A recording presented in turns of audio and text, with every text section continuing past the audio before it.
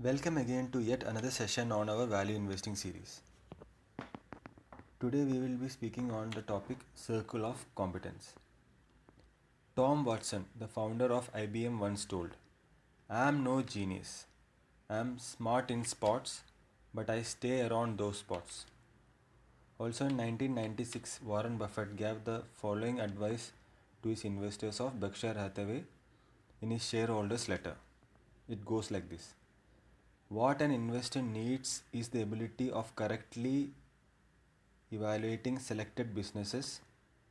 Note that the word selected. You don't have to be an expert on every company or even many. You only have to be able to evaluate companies within your circle of competence. The size of that circle is not important. Knowing its boundaries, however, is vital. Charlie Munger also supported this.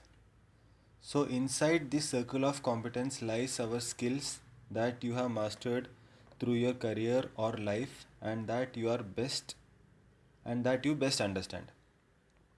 Beyond this circle are things you understand either partially or not at all. You can see the illustration of the same on my screen. I am a thermal engineer by profession with my career spent in power sector.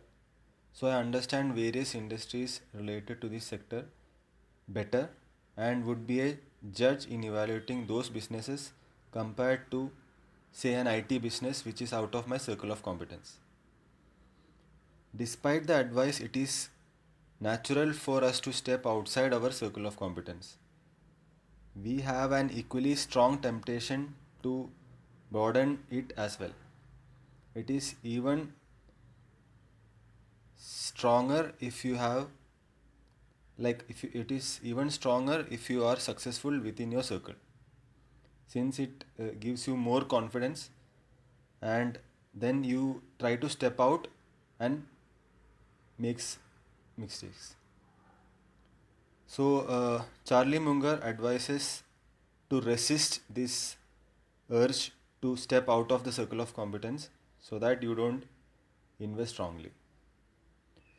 Though these days you get stock tips or even elaborate research reports from various analysts, it is better to read them all but still stick to what you are comfortable with and well within your circle of competence so that you don't make a wrong investment and then later repent.